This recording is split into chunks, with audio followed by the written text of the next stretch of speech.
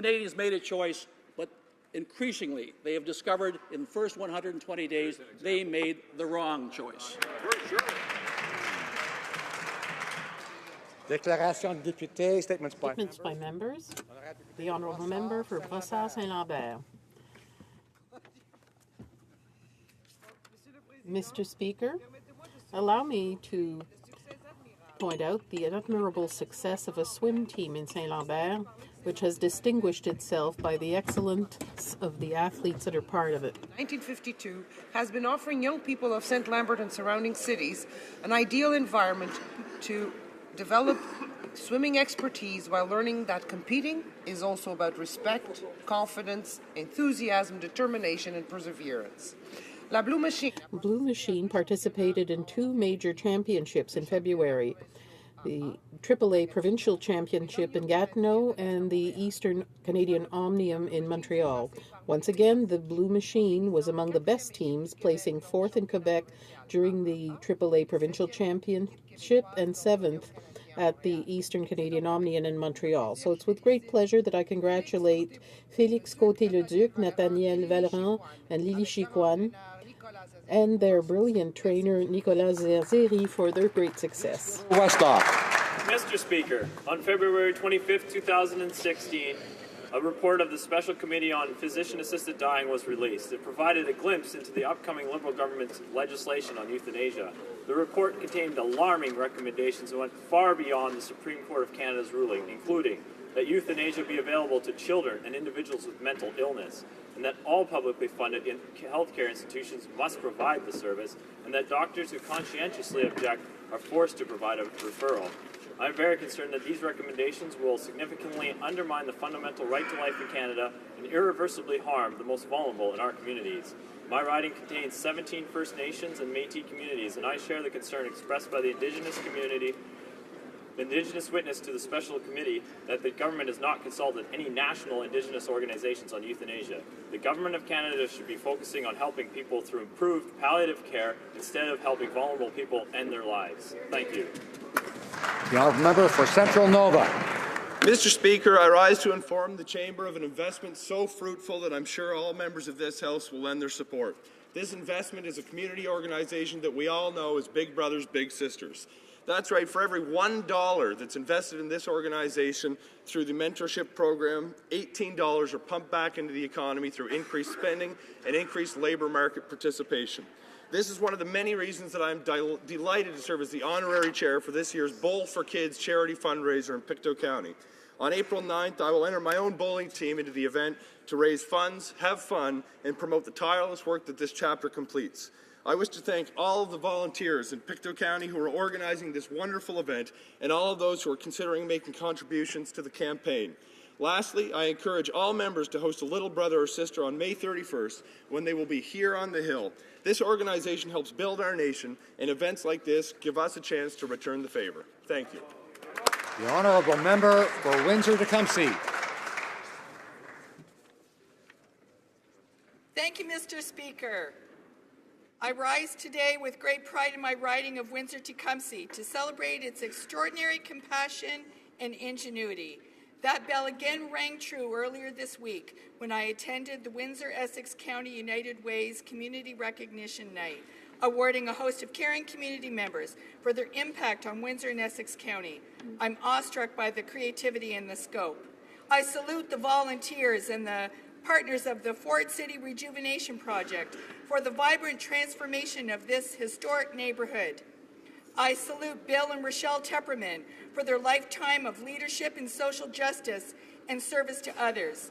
Family Services Windsor-Essex, Windsor Police, our QP and Unifor locals, Windsor Civic Association, Windsor Firefighters, Transit Windsor Local 616, Laval International, Costco Windsor. There's a host of individuals behind these organizations who collectively make a difference. The honourable member for Pickering-Uxbridge.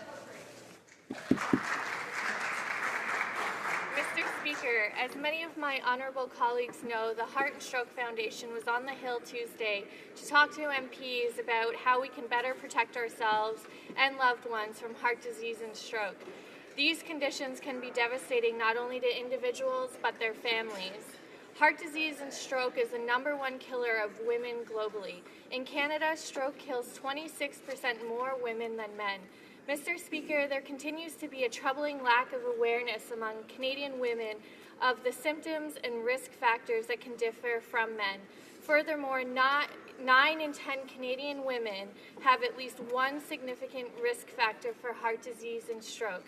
Mr. Speaker, we all must commit to discussing the importance of healthy living so we can make a real difference for all Canadians. Thank you. The honourable member for Montmagny-Lillet, Kamouraska, Rivière-du-Loup. Mr. Speaker, I'd like to take this opportunity to underscore the important void left behind by a great philanthropist in my riding following his death on February 29th. Dr. Réginald Grandmaison contributed to preserving the proud collective memory of the Côte-du-Sud and Kamouraska. He was a dentist by profession in La Pocatière and was involved in many organizations such as Richelieu or International. He even took part in active politics. In the last 15 years of his life, he devoted himself to writing. He published over 12 books about the history of the South Shore of Quebec, his Acadian roots, and many other subjects. He was also interested in the work of the teaching priests at the Collège Sainte-Anne in La Pocatière, and sponsored through Fondation Bouchard that he was president of for 17 years. So I'd like to offer his family sincere condolences. The honourable member for Mississauga Centre. Mr. Speaker, I want to share with you an initiative my office organized. In celebration of International Women's Day, I asked my constituents to nominate one woman who inspires them. We received an impressive list of accomplished women, but my team and I had to select one. Miss Sadaf Wine was born in Pakistan and came to Canada at a young age. She first studied engineering and then did her MBA. In February 2015, an entrepreneur, Sadaf, opened a Muslim lifestyle store in Mississauga.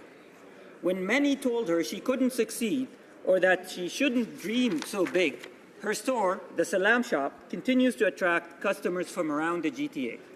Miss Wine is a trailblazer business person who dedicates much of her time mentoring female entrepreneurs and encouraging them to chase their passion. I'm proud of Sadaf, who on a daily basis shatters stereotypes and lets her achievements speak for her. It's a wonderful reminder, for the sake of everyone, we need to continue working to have a more fair society for girls and women. The honourable member for Saint-Maurice-Champlain. Mr. Speaker, a week away from the Canadian Hockey League playoffs, allow me to discuss the remarkable season experienced by the Cataractes de Shawinigan, who will already get first place in their division for the Quebec Major Junior Hockey League. This team from my riding of Saint-Maurice-Champlain is the only one that always played in the same city since the league was founded in 1969. Mr. Speaker, I wish to congratulate the excellent Shawinigan team for this season, which has already been crowned with a championship, and wish the Cataractes great luck in repeating their exploit of 2012, that is, getting the Memorial Cup at the Canadian Championships. I wish all fans of our national sport great playoffs. Thank you, Mr. Speaker. The honourable member for Prince George, Peace River, Northern Rockies. Thank you, Mr. Speaker. The Pacific Northwest LNG project has gone through a highly rigorous environmental review process, as we all know, where it passed. And today is the final day for public to comment. And I highly encourage all Canadians to comment today on that project. This LNG project will create thousands of high-paying jobs in BC and Canada, billions in tax revenue, and reduce global pollution. If LNG projects in BC are completed, Asia will see the massive reductions of emissions and be a positive for our global environment. People around the globe will breathe cleaner air because of BC LNG.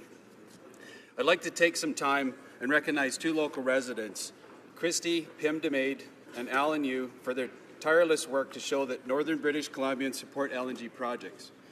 Today, Mr. Speaker, I sincerely implore the Minister of the Environment and the Prime Minister to do the right thing for BC, Canada, and the environment, and approve BC LNG.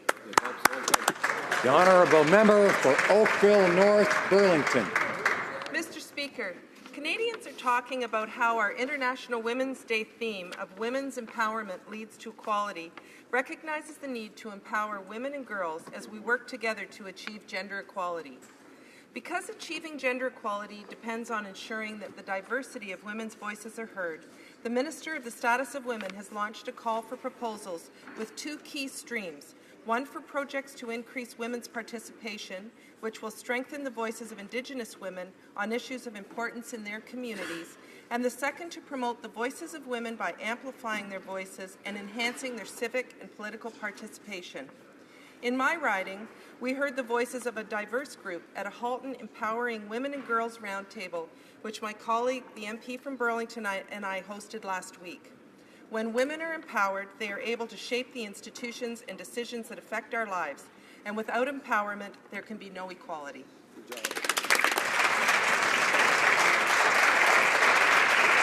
The honourable member for Guelph.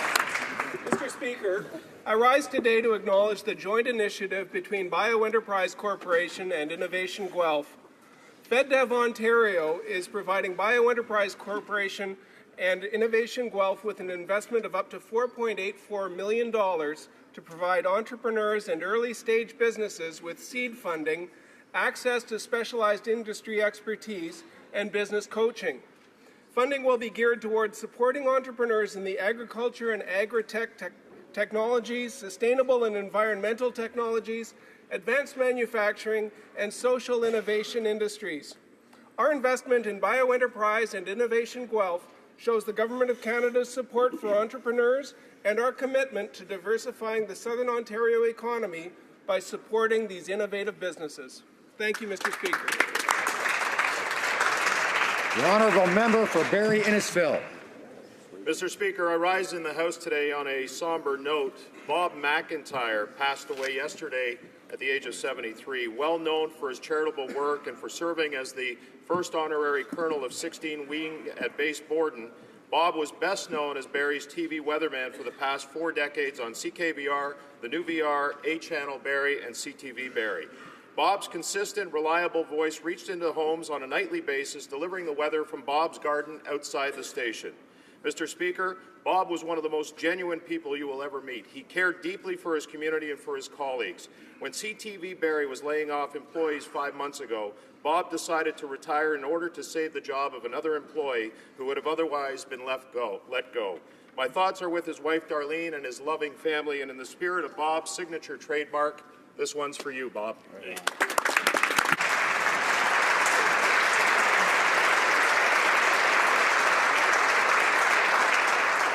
Honourable member for Acadie-Bathurst. Mr. Speaker, the city of Bathurst, in my riding of Acadie-Bathurst in New Brunswick, is celebrating its 50th anniversary of incorporation.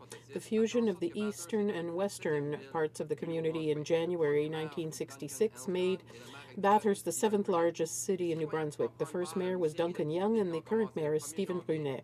Citizens can start a series of activities from the economic development of our region, following the creation of Brunswick Mine as well as a pulp and wood mill. More than 12,000 people live in Bathurst. The solidarity and dedication of people in the Chaleur region means that Bathurst is always prosperous. The residents and business people show initiative by diversifying the economy, so I wish them a happy 50th anniversary. Thank you. The honourable member for Trois-Rivières. Mr. Speaker, since the House will not be sitting next week, I'd like to take this opportunity to underscore the importance of celebrating the International Day of the Francophonie on March 20th. But what is the Francophonie? It's born in the arms of a mother or father who sings in French or English to their baby, or the mother tongue spoken at home. When this is present in a community through a school, public services, or organizations that promote and protect it, it becomes the language of work and trade. Shared at the international level, it becomes the kindling for a cultural space and developing economies. Like the theme of the festivities this year, Francophones and Francophiles will be able to use and transmit the power of words. If you want to know how to underscore this event, I invite you to my riding of Trois-Rivières to take part in the Journée Internationale de Francophonie from March 11 to 20th.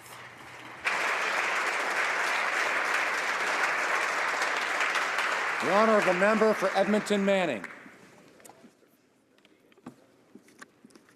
Mr. Speaker, the Prime Minister once stated that the budget will balance itself. Well, he was wrong about that.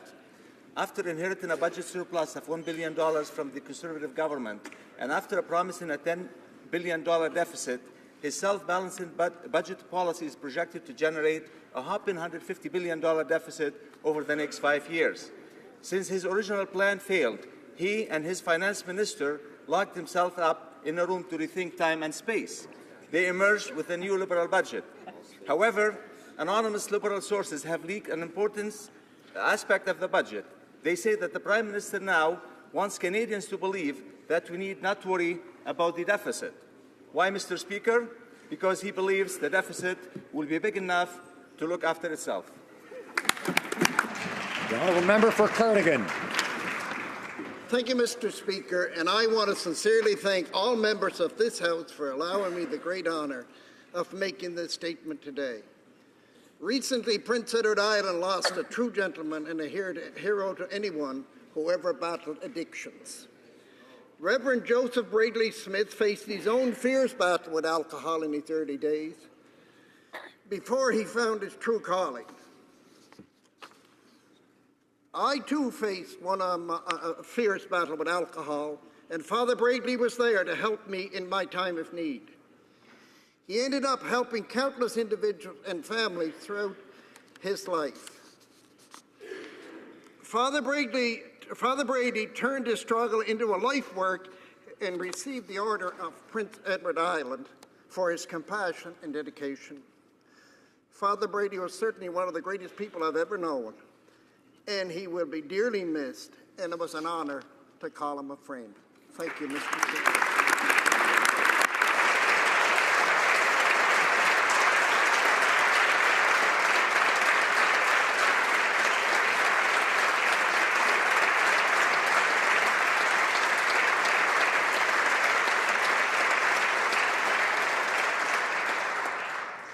Questions orales, oral questions. The honourable member for Portage, Lisgar.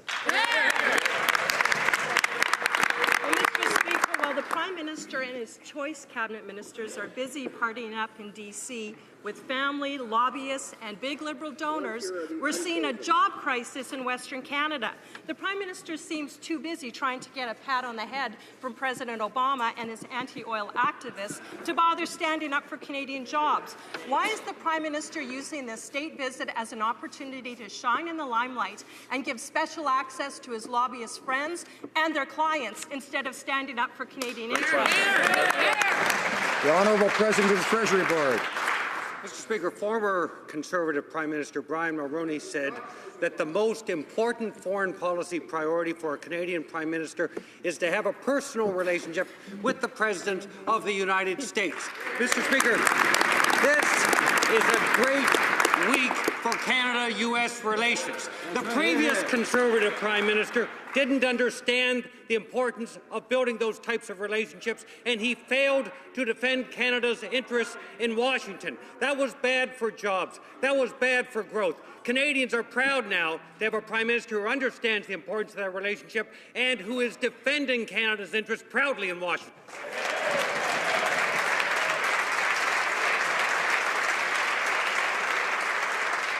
Member for Portage, Mr. Speaker, the Prime Minister says that market access is important to the government, but it looks like lobbyist access to officials in Ottawa and Washington is more important than any access. In fact, Mr. Speaker, this Liberal government is doing everything they can to put barriers in the way of Canadian oil exports. While Liberals are putting barriers in the way, the U.S. is lifting bans on exports. Liberals are putting bans on exports. Why are the Liberals saying one thing and doing the absolute opposite and blocking the opportunity for Canadian oil to get get to market, Mr. Speaker.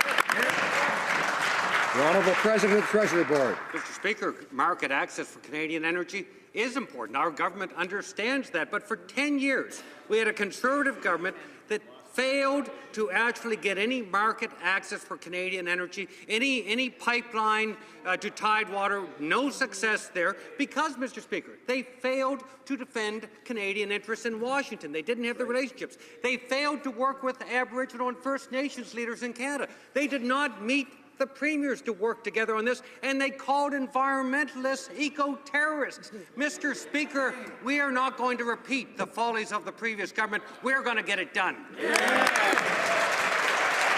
Honourable Member for Portage Lisgar. Well, Mr. Speaker, the fact is, under our government, 1.25 million barrels per day more of oil is getting to market than before 2005. Those are the facts. Mr. Speaker, while the Liberals are banning exports, putting roadblocks in the way of pipelines and introducing a carbon tax, the U.S. government is doing the exact opposite. They're building pipelines, they're lifting bans, and they are selling oil, and there's no carbon tax. Why is the Liberal government doing everything they can to make Canadian oil uncompetitive and destroying the Canadian oil industry? The Honourable President of the Treasury Board. Mr. Speaker, again, this has been an exceptional week for Canada-U.S. relations. The Conservatives in their bitterness are playing politics this week, when in fact Canadians are proud to have a government, a Prime Minister, and ministers who are defending their interests in Washington. The Conservatives should stop playing politics. They should unite with Canadians who are proud of our Prime Minister this week, who's doing such an exceptional job defending Canadian interests and values in Washington. The Honourable Member for Lévis-Lobinière. Mr. Speaker, we're dealing with a Prime Minister who never had to work hard to make ends meet like thousands of millions of Canadians. But he's promising to stimulate the economy. However, today the unemployment rate has gone up and thousands of Canadians are looking for work. Does this government have anything else to propose other than tax hikes in order to stimulate employment? The Honourable President of the Treasury Board. Thank you, Mr. Speaker. We inherited a deficit from the Conservatives. We inherited very weak economic growth as well. That is why it's a priority for us to invest in job creation and in economic growth. That is exactly what we're going to be doing in the budget with our investments in infrastructure and for the middle class, Mr. Speaker. This is exactly what we're going to do. The Honourable Member for Lévis-Lobinière. Mr. Speaker, the government is incapable of finding solutions to create jobs. There's nothing for small business, nothing for private sector investment, nothing for softwood lumber, nothing for pipelines, nothing for agriculture, for the aerospace industry, for natural resources, and nothing for good manufacturing jobs for Canadians. Mr. Speaker, we're dealing with a government that's busier parading around than working. Is there anyone at the helm of the Liberal Titanic? The Honourable President of the Treasury Board. Mr. Speaker, my colleague should wait for the budget because he'll be very happy with our investments in infrastructure and in economic growth, as well as for the middle class. It's the priority of our government to make strategic investments to grow the economy for the middle class and for all Canadians. The Honourable Member for Hochelaga. Thank you, Mr. Speaker. During the election campaign, the Liberal Party committed to investing $2.6 billion in new money for First Nations education. The investment took into account the funding earmarked by the previous government. But we've learned today that the cupboard is bare, that the $1.25 billion promised by the Conservatives was just virtual. Will the government commit to reinvesting the shortfall to truly help young First Nations people? Honourable Minister of Indigenous and Northern Affairs. Speaker, it is extraordinarily important that we invest properly in the education of First Nations children and to close that gap in their education outcomes, which lead to health outcomes and economic outcomes. Sadly, I can confirm that the previous government removed the promised additional funding for First Nations education that they had promised, and which the previous minister confirmed in this House, in Committee of the Whole, that the money was still there in the fiscal framework. I am saddened by that revelation, but we are committed to make the appropriate investments to close that gap. Honourable Member for Hochelaga. Mr. Speaker, we're talking about children and young people in need, communities with the highest dropout rates, communities that need hope, to whom the Prime Minister, in fact, promised a new era of nation-to-nation relationships. Will the government simply sing the same old song and abandon First Nations, or will the government really do something? Will the government reinvest the money as promised? The Honourable Minister of Indigenous and Northern Affairs. I want to thank the member for her excellent question. We are going to work nation to nation in partnership, with a real partnership, to help First Nations to achieve the objectives that they have set and that the initiatives that they are piloting themselves. The government will deal with the chronic underfunding for First Nations education. There are economic issues, and those investments in education will be made. Blaming the previous Conservative government for their failure doesn't help First Nations children out now. This morning, I dropped my children off at school. The school wasn't falling apart with mold. The textbooks weren't disintegrating. But that's not true for too many First Nations children that go to school on reserve. Simply saying that it's the last government's fault when the Liberals made a sacred commitment to fix the gap, to fund $2.6 billion into education. So this question is simple. This is yes or no. Will the Liberal government, not the one that campaigned, will the Liberal government follow through on this sacred commitment and promise and deliver the $2.6 billion to fix the gap? The Honourable Minister of Indigenous and Northern Affairs. Although we're saddened by the revelation of the previous government taking the money that had been promised for First Nations education, we redouble our efforts to actually close this gap. I couldn't agree more with the member in terms of the shocking situation in First Nations schools across this country and the unacceptable level of post-secondary attainment. We are going to fix this problem, and I ask for the member's help in this challenge. The Honourable Member for Skeena-Bulkley Valley. Sure, we'll get all the help she needs from New Democrats. $2.6 billion, what will fix the gap. Liberals also promised during the last election for electoral reform.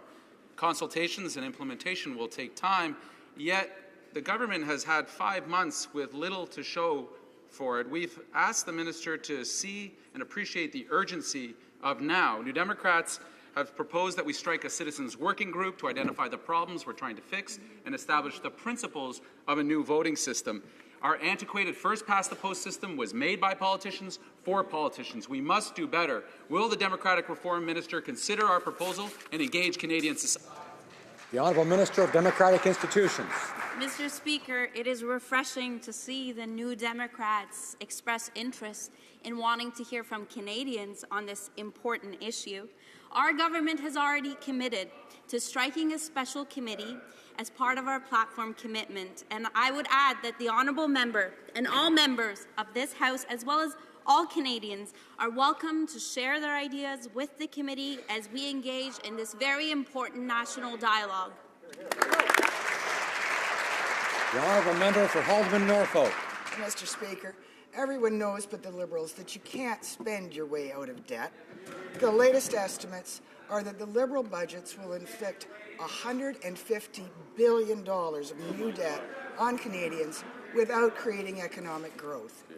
Mr. Speaker, when will the Liberal government wake up and start managing the public purse responsibly so that our children and grandchildren will not be buried under a mountain of Liberal debt? Yeah.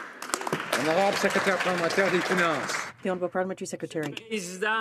Mr. Speaker, after 10 years of anemic economic growth, we have made a different choice.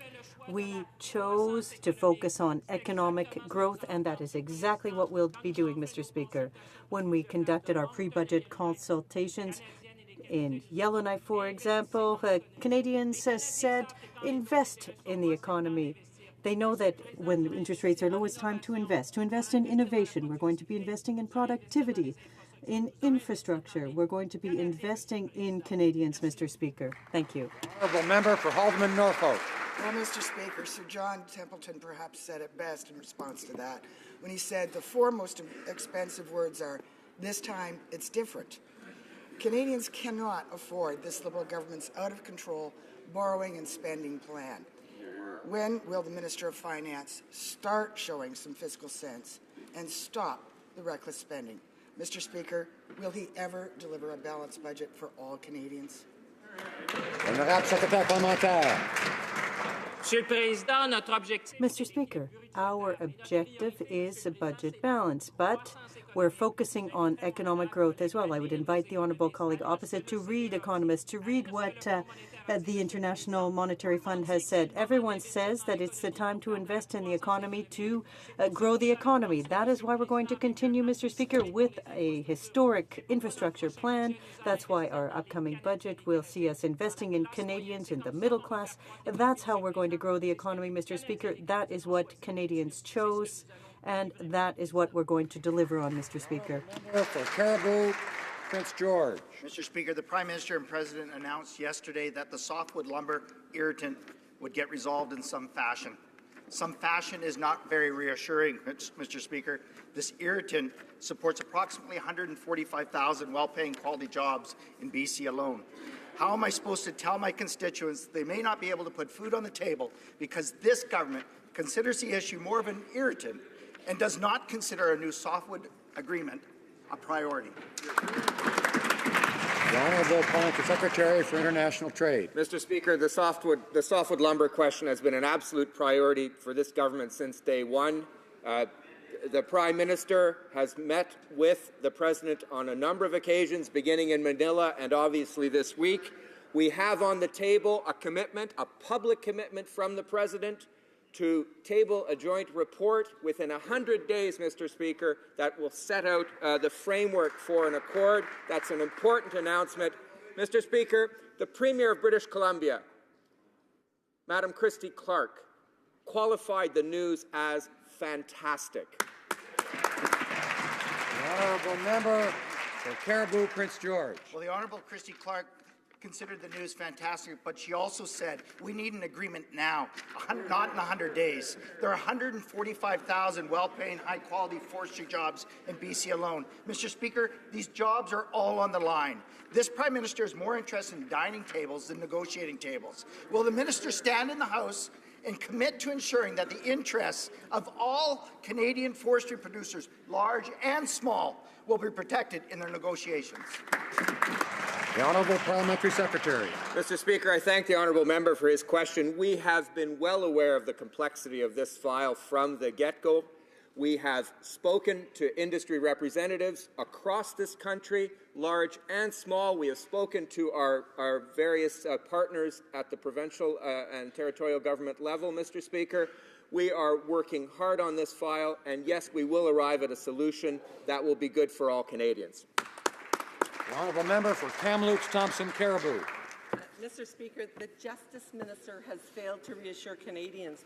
She refused to state whether the Liberals will protect private property from declaration of Aboriginal title. Both the Justice Minister, the Indigenous Affairs Minister say you're negotiating, they're settling, they're working nation to nation. Where does that leave the private landowner? Where does he fit into this equation? Does that mean that they're not at the table, they don't matter? Could she please stand up and say private property does matter? The Honourable Parliamentary Secretary to the Minister of Justice. Thank you very much, Mr. Speaker. As I indicated yesterday, the matter that gives rise to the honourable member's question is currently before the courts in British Columbia. It would be highly inappropriate to comment on a court case and the issues arising from the court case here on the floor of the House of Commons. The matters pertaining to that litigation belong before the court. What I can tell the honourable member is that the Minister of Justice is currently reviewing the overall litigation strategy of the government to ensure that at all times it's consistent with our commitment to Canadians, to our values, and to the Charter of Rights and Freedoms. The honourable member for Kamloops, Thompson Caribou. A Liberal government of the past was always willing to say private property is not on the table, and that was a value of Canadians. The Minister of Justice stated that she might be changing their approach when it comes to declaring Aboriginal title over private property. The BC Premier has firmly shut the door.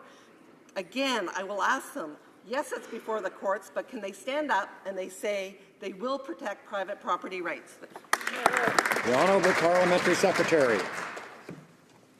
Mr. Speaker, the Government of Canada is named as a defendant in this lawsuit. What they are going to say about the lawsuit will be said in court, not on the floor of the House of Commons. The positions taken by the government in court will be consistent with our commitment to Canadians, with our values, and with the Charter of Rights and Freedoms. The member for Nanaimo, Ladysmith. The Prime Minister made campaign promises about marijuana reform, but now courts are buzzing with confusion and the Liberals are doing nothing to clear the air. They're spending over $4 million a year prosecuting people for simple possession. 22,000 people in 2014 alone, and hours of court time wasted on something that should not even be a criminal offence. So, Mr. Speaker, when will the Liberal government fulfill its promise to make simple possession of marijuana legal? The Honourable Parliamentary Secretary to the Minister of Justice. Mr. Speaker, I thank the honourable member for a question and the opportunity to clarify. Yesterday, the Director of Public Prosecutions indicated of the 1,136 judges in Canada, one had expressed confusion and concern about the law. This matter has been very clear, and this government has been very clear. We are resolved to legalize, regulate, and restrict marijuana, and that work has begun. And in the interim, the law of this land is still in effect. And therefore, I would remind the member and all Canadians that the rule of law remains in effect. The law should be obeyed. The law should be upheld. The honourable member for Rimouski-Nejet-Témiscouata-des-Basques. Mr. Speaker, on the issue of marijuana, the government continues to improvise, and nobody knows which way the smoke is blowing. According to the police officers, it's now up to the judges. They don't understand why they're prosecuting people for simple possession for personal use if the government plans to legalize it. The government must stop to say one thing and doing the opposite. Unfortunately, the answer from the Parliamentary Secretary just leads to more confusion. What is the government waiting for to take action to simply decriminalize simple possession of marijuana? The Honourable Parliamentary Secretary. Mr. Speaker, the government has been very clear that we are going to replace the criminal sanction with an effective and strong regulatory framework that will achieve our purposes of protecting our kids, making our communities safer, and taking the profits of this crime away from criminals. Decriminalization has been described by the Centre of Addiction Mental Health as a half measure that does nothing to protect our kids, nothing to make our communities safer. And the experience of other jurisdictions has made it very clear. The implementation of half measures undermine and make ineffective our efforts to introduce stronger, effective regulations, and therefore we will do this job right and take the time to do it right. The honourable member for Portneuf-Jacques-Cartier. Thank you, Mr. Speaker. In a report from the Quebec Statistics Institute, we've learned that there is an exodus from a number of regions of Quebec towards the large centres. Regions are important, so are the people who live there. We need to put in place tools to help small and medium-sized businesses develop and to prosper. For regions to create jobs and for them to be more attractive for people, we need to support them. What does the Minister of Innovation, Science and Economic Development plan to do so that the regions of Quebec finally feel they're getting some attention from this government? Honourable Parliamentary Secretary. Well, thank you very much, Mr. Speaker. Our regional development agencies are very important for this government and our plan for innovation. They're part of our plan to ensure that we will be creating jobs in all regions of this country. jobs that are good jobs based on innovation, exports, etc. And that's why I think that it's important for all members of this House to support our regional economic development agencies. Thank you, Mr. Speaker. The honourable member for Portneuf-Jacques-Cartier. Mr. Speaker, business owners are concerned about the content of the budget that will be brought down on March 22nd. The Canadian Federation of Independent Business doubts the government's willingness to actually put in place tax relief to give our businesses some breathing room.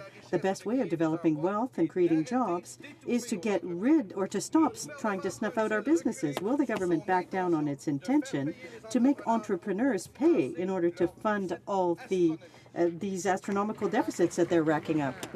The Honourable Parliamentary Secretary. The honourable member for his question. This government understands the importance of small and medium-sized businesses. We understand that they represent over 90% of the businesses in this country and contribute over 40% to the GDP. That's why we're proud to deliver on our platform of reducing taxes for small businesses. As my minister said earlier in the week, watch for the budget. You'll see the details there. Thank you. The honourable member for Halberton-Kawartha Lakes Brock. Mr. Speaker, Liberal-nomics has ruined the economy of Ontario, and now it looks like Canada is on the exact same path.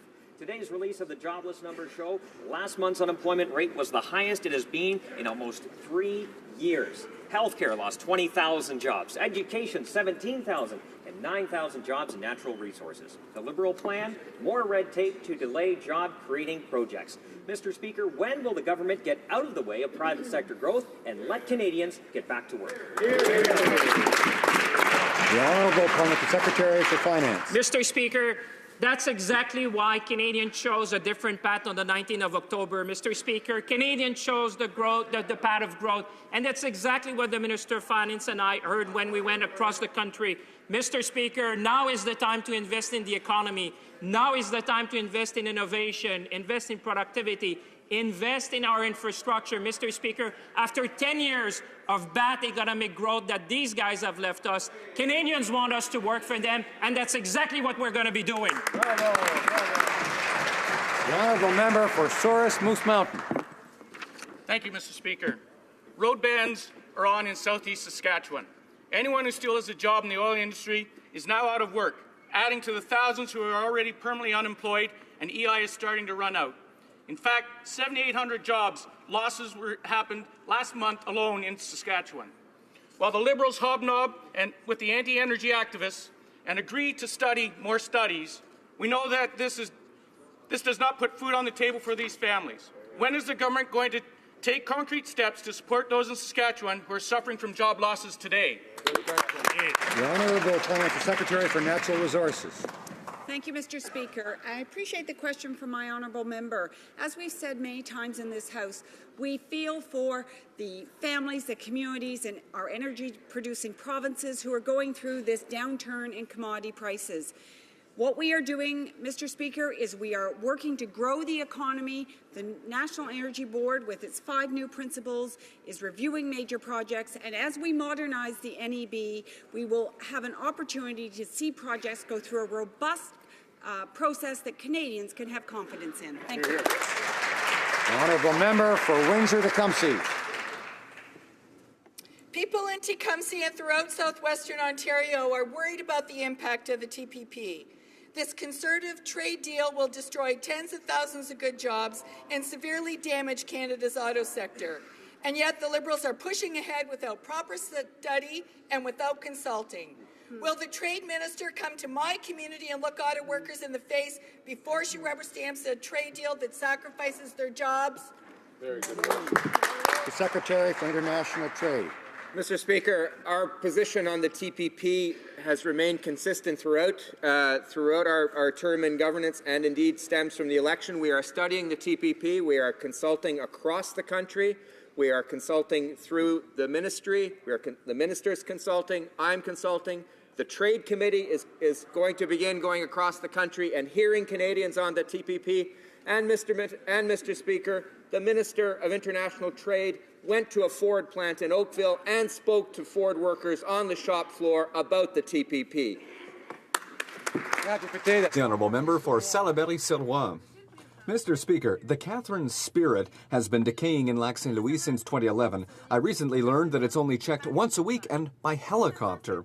Unlike what the minister has said, no Coast Guard inspector has set foot on the wreck to check how it's doing since January, despite the risks posed by vandalism and the spring thaw. Does the minister really believe that checking it once a week from a helicopter is enough to see if pollutants are leaking out of the boat or if there has been vandalism? And how can the minister say that everything's under control if no one's going out to check? Honourable Parliamentary Secretary to the Minister of Fisheries. Mr. Speaker, the minister has worked very hard on this file. In February, the Canadian Coast Guard set up a working group with Transport Canada and other provincial, municipal, and private sector partners to discuss the situation concerning the Catherine Spirit and to find the best solution. The first meeting of the working group took place on March 7th. There were very free and productive discussions, and all experts have committed to finding all the possible alternatives, Mr. Speaker, to find a permanent, safe solution. Even the mayor of Beauharnois, Mr. Speaker, says that the government's openness is a very good first step. The honourable member for Louis-Hébert. Mr. Speaker, the Prime Minister and the Minister of Public Safety yesterday produced an agreement with the Americans to make our border more open and safer. After a decade of damaged relations with our biggest and most important trading partner, we're already seeing the results of a positive, friendly relationship. More specifically, in terms of the international airport of Jean-Lesage, which is in my riding, this government has done more in 5 months than the previous government in 10 years. Can the Parliamentary Secretary please talk about the customs pre-clearance agreement and the impact that will have on the Jean-Lesage International Airport? Thank you. The Honourable Parliamentary Secretary for Public Safety. Mr. Speaker, it's a good news for Canada. It was announced yesterday in Washington. An agreement in principle for pre-clearance at a number of sites is in place. That'll take place in Montreal, at the train station in Vancouver, and at the Jean-Lesage Airport in Quebec City.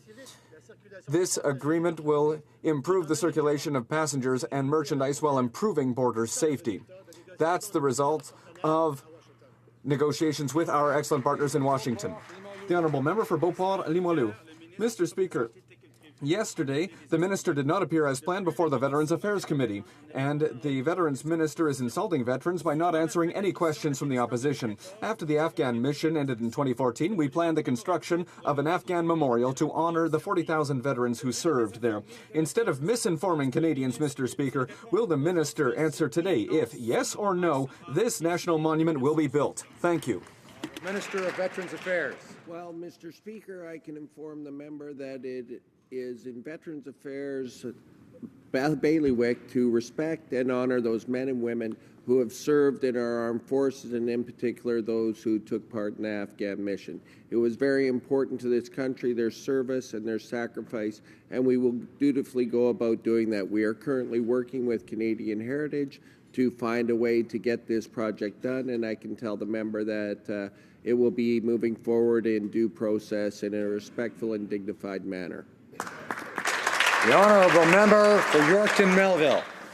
Mr. Speaker, the mandate of Veterans Affairs Canada includes keeping alive the achievements and sacrifices of those who served Canada in times of war and peace. The Liberal decision to cancel the Community War Memorial Program is contrary to the Department's affirmation that there's a continued need for this essential program. Cancelling this program was not even brought up for discussion at their Veterans Stakeholder meeting. Why did the Minister make this decision without consultation, without openness and transparency with our veterans? The Honourable Minister of Veterans Affairs. My apologies, sir, as I would like to take this opportunity to talk about what we're doing in the Veterans Affairs Department. We're working very hard to ensure that our veterans are getting the care, compassion, and respect that they deserve. We're finding ways to find them more employment opportunities, more opportunities to go back to school, and having the ability to better their lives for their family as well as themselves. Thank you very much, Mr. Speaker. Colleagues, of course, it's always helpful for those answering questions to address the topic raised, if at all possible. The member for Selkirk, Interlake, Eastman. Mr. Speaker, yesterday American Deputy Secretary of Defense Robert Work was understandably anxious about Canada's decision to replace our CF-18 fighter jets. He noted that the United States is keen to hear Canada's decision since it could affect F-35 prices and our interoperability with our allies. Instead of having a fair and open process, the Prime Minister has set up a secret cabinet committee where they can politically rig the entire requirements. When will the Prime Minister stop playing politics and purchase the best fighter jet to replace our CF-18s? Honourable Parliamentary Secretary to the Minister of National Defence. Mr. Speaker, this government is committed to an open and transparent process to replace the CF-18 fighter. Regrettably, the previous government left behind a procurement process that is so Byzantine as to defy anyone trying to get major procurements through. As a consequence, the only procurement that was obtained in the last 10 years was a photo op with the previous minister on a plywood F-35, along with the leader of the opposition. So, Mr. Speaker, we intend to get this. The honourable member for Charlebourg, Haute-Saint-Charles. Mr. Speaker, Deputy American Defense Secretary Robert Work is asking the Canadian government to finally decide which plane will replace the CF-18. He notes that the chosen plane must reflect the national interest of Canada, but the Americans are anxious to know what we're going to do. We participated in development, and pulling out will have a major effect on our other partners. Beyond the suppers and photo ops in Washington, will this government finally make a choice and tell us which plane will replace the CF-18s? Honourable Parliamentary Secretary to the Minister of National Defence. As I previously said, Mr. Speaker, this government is committed to an open and transparent process. The procurement process that is left behind is Byzantine in its nature. Regrettably, we are in a situation where we have to make a decision, and that decision will be made soon. The process was so complicated that, in fact, the Prime Minister felt compelled to create a special committee just to straighten out the process. So, Mr. Speaker, to get a question about procurement from that particular party is a little rich. Thank you. And I advocate the honourable member for Trois-Rivières. Mr. Speaker, during the election campaign, the Prime Minister came to Mauricie and promised to make the necessary investments to help the victims of pyrrhotite. He recognized that this is a financial and human tragedy. My neighbors have been waiting for desperately needed help, and in the meantime, several have had to give the keys of their homes to their banks. Mr. Speaker, the budget is coming in 11 days, and my question is very simple. Will the Prime Minister finally keep his word and offer financial help to the victims of pyrrhotite in the budget? Honourable Parliamentary Secretary for Finance. Mr. Speaker, I'd like to thank my honourable colleague for his question. This is a very serious issue in Mauricie. Mr. Speaker, when the Prime Minister came to see us in Mauricie, he recognized that this was a financial and human tragedy for the victims of this tragedy. Mr. Speaker, since October 19th, every day I've been working hard to move this file forward for the people of our community. This is a priority, Mr. Speaker, and I'm proud to see that our Prime Minister came to Mauricie to speak to the victims and tell them how he believes the Canadian government is going to help them. Thank you, Mr. Speaker. Saskatoon West. Mr. Speaker, the UN is warning of a housing crisis affecting communities across Canada, a crisis that has been ignored for far too long. In fact, the last Liberal government slashed social housing. And now we see the government of Saskatchewan putting homeless people on a bus to BC. Does the minister agree with the NDP that buying a one-way ticket is not a solution? And will he commit to a social housing strategy that ends homelessness in communities across Canada? The Minister of Social Development. Thank you, Mr. Speaker. I'd like to thank the member from the other side for her question. And this is a central pillar of the program that we put forward in the election campaign. We announced in the campaign that the government would recommit to affordable and social housing, and we are very much looking forward to continuing that process in the next few weeks to ensure that that commitment is followed through in a concrete, effective way. Calgary, Rocky Ridge. Mr. Speaker, this Liberal government needs to have more respect for Canadians and more respect for democracy. Recent polling shows us that 2/3 of Canadians expect a referendum if the government wants to change the way MPs are elected. Canadians want a referendum and deserve one. The government can show that it respects both Canadians and democracy by holding a referendum on their plans to change the voting system. Why does this government have such a problem with democracy that they are denying Canadians the final say on changes to their electoral system in a referendum? Honourable Minister of Democratic Institutions. Mr. Speaker, it is out of a great deal of respect for Canadians and for the democratic institutions we are so privileged to have that this government committed to bringing our electoral system into the 21st century. It is out of that respect for Canadians that we have committed to establishing a parliamentary committee to engage Canadians in this very important conversation. And it is out of respect for the next generation that we will do our best to enhance the existing systems and lead the world in terms of democratic strength and democratic institutions. The Honourable Member for Central Okanagan, Similkameen Nicola. Thank you, Mr. Speaker. The minister seems to talk a good game, but again, she continually says to this House that it is both too soon to decide whether to hold a referendum on changing the voting system, and also that it would be a huge disservice to democracy to have one. Those are her own words. I think most Canadians would disagree with that, Minister. In my province, a citizens' assembly proposed changing the voting system, and the provincial government put these changes to the people, British Columbians, not once but twice. Canadians deserve the final say if the Liberal government wants to change how Canadians vote. Why won't the government give the people a say? The Honourable Minister of Democratic Institutions. Mr. Speaker, I have missed this line of questioning, I must admit. Mr. Speaker, it is entirely within... Mr. Speaker, we have committed to listening to Canadians.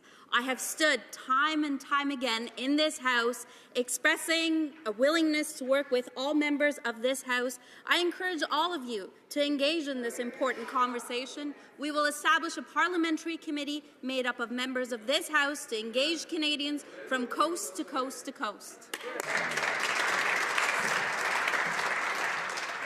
I assure the Honourable Minister that all of me is listening. But we don't use the word you here, of course, unless we're referring to the Speaker. The Honourable Member for Barrie, Springwater, Oro-Medonte.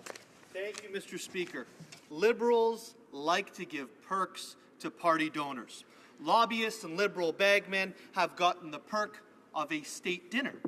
Working Canadians aren't so fortunate. While bagmen and Liberal lobbyists get to sit at the big table, we Canadians are left here with the $30 billion bill. When will Liberals start helping all Canadians rather than just those who fatten their coffers and fill their trough? The Honourable President of the Treasury Board. Mr. Speaker, all Canadians benefit from what happened in Washington this week, from having a Prime Minister and a government that can stand face to face and shoulder to shoulder with the President of the United States to move our nations forward and to defend Canadian interests. All Canadians understand the importance of Canada-U.S. relations. They finally have a Prime Minister who understands the importance of that relationship.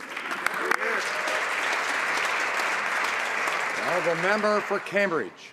Thank you, Mr. Speaker. Canada is the world's 7th largest beef exporter and the 2nd largest exporter of grain-fed beef. Beef exports are valued at $2.2 billion, which demonstrates this industry's importance to our economy and to Canadian jobs. There are close to 1,000 beef farmers in Waterloo Region, including Oak Ridge Acres in my riding of Cambridge and North Dumfries. Can the Minister of Agriculture update the House on what this government is doing to help beef farmers and to help the beef industry? Thank you, Mr. Speaker. Honourable Minister of Agriculture. Thank you, Mr. Speaker. I'd like to thank my honourable colleague from Cambridge for his question and concern. I can assure him the Canadian cattle industry is a major driver of our economy, worth $10 billion. This week, I was proud to announce an investment of $4 million to the Canadian Cattlemen Association for 3 initiative projects to support the industry with new and existing markets. Our government's focus on investing in research, innovation and markets will help keep Canadian 68,000 beef farmers on the cutting edge. Thank you, Mr. Speaker. Honourable member for Sarnia-Lambton. While the Prime Minister is using official government business in Washington to raise money for the Liberal Party, there's a serious international matter involving Canadians abroad that demands his attention. John Ridsdale and Robert Hall are two Canadians who've been held hostage in the Philippines by the terrorist group Abu Sayyaf. Yesterday, a video emerged of the two of them being threatened with their lives, and in the video, both men specifically asked this government to act. Can the Minister of Foreign Affairs tell this House what the Canadian government is actually doing to help free these men from their terrorist captors? Honourable Parliamentary Secretary for Foreign Affairs, Consular Affairs. Thank you, Mr. Speaker. The Government of Canada is aware of the video that has been released. Our priority is the safety of our citizens, and that's precisely why we will not comment on anything that this government is doing right now, because our priority is the safety of Canadians, but we are on top of that file. The honourable member for Kitchener South, Hespeler. Mr. Speaker, during the campaign, we committed to science-based policy decisions. To be able to do this, we need to also encourage scientific research ourselves and ensure that those important projects receive the funding they require. Can the Minister of Science update the House on the government's recent announcement regarding space health research? Minister of Science. Mr. Speaker, I'd like to thank my honourable colleague for the question. Earlier this week, the Minister of Innovation, Science, Economic Development and I announced an investment of $1.7 million to fund 4 Canadian studies to reduce the risks of Canadians on long-term missions. The scientific mission will deepen our knowledge of the effects of longer missions and improve our understanding of the effects of prolonged isolation and physical inactivity. We committed to encourage scientific research, and we are delivering. Hear, hear. Hear, hear. The honourable member for Carleton. Mr. Speaker, according to the Canadian National Institute for the Blind, about a third of those suffering with visual impairment discontinue their studies for that reason. One of the problems is the absence of books in Braille and audio format. The good news is that there are about a quarter million such books produced in 13 countries around the world that could be accessible to Canadians if we would change our copyright laws and let them in. The previous government introduced legislation to do just that in the last Parliament, last April. And I wonder if the government would rise and introduce that legislation for quick passage. The Honourable Parliamentary Secretary for Economic Development. Mr. Speaker, I'd like to thank the honourable member for that question. We support the Marrakesh Treaty, Mr. Speaker. Many Canadians live with a disability that doesn't allow them to access printed material and find it also that they need to participate. If they're going to access this material, they need to participate in our economy. And so this government is working to address this challenge by facilitating persons with print disability to have works or access to works in large print in different formats to provide overall greater accessibility to these works, Mr. Speaker. And we're hoping that all members will continue to support the adoption of this law. The honourable member for Joliette. Mr. Speaker, under the supply management system, which the government is committed to protecting, milk consumed here must be produced here. Indeed, a couple of weeks ago, the minister himself acknowledged that imported milk proteins are a problem. Despite his grand words, the minister has no solution to fix this serious problem, and Quebec's milk producers are suffering. Will the Minister of Agriculture quickly and once and for all tighten import controls and provide compensation to our milk producers? Honourable Minister of Agriculture. Thank you very much, Mr. Speaker, and I appreciate my honourable colleague's question and concern. And I can assure you that I've met many sectors in the agricultural industry, including the dairy farmer. Being a dairy farmer myself, I fully understand the problem, and we are discussing it with the industry, and we will come to a conclusion. Bravo. The honourable member for Repentigny. Mr. Speaker, Yesterday, at the BAP hearings, TransCanada revealed a disaster scenario in which 3.6 billion litres of oil could be spilled into our waterways. But what's really frightening is that TransCanada proved that it has no clue as to the impact such a spill would have on our rivers and lakes, and that its emergency plan was written on the back of a napkin. The BAP chair even noted that TransCanada's inability to answer the questions was a very real problem. In this House, will the government answer my question? What will it take for the government to realize that this project doesn't even hold water?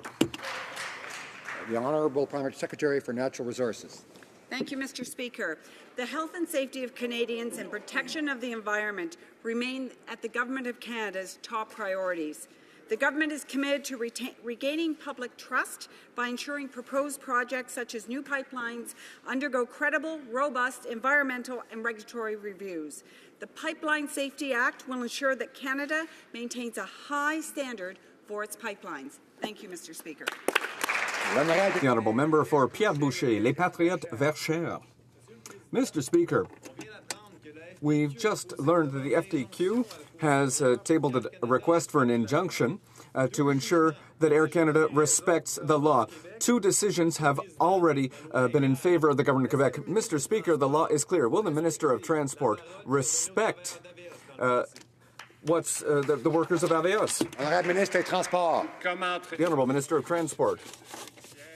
I won't comment on issues before the courts, but I will note that the situation has changed a lot over the last 4 years. As we know, Air Canada intends to buy 45 or as many as 75 Bombardier jets and to put a centre of excellence in the country, which will provide maintenance for those planes here for at least 20 years. Air Canada is also talking with the government of Manitoba. So this is a good situation where we are creating jobs, quality jobs, for Canadians in the aerospace sector. I would like to draw to the attention of honourable members the presence in the Ladies' Gallery of the Honourable Kevin Murphy, Speaker of the Legislative Assembly of Nova Scotia.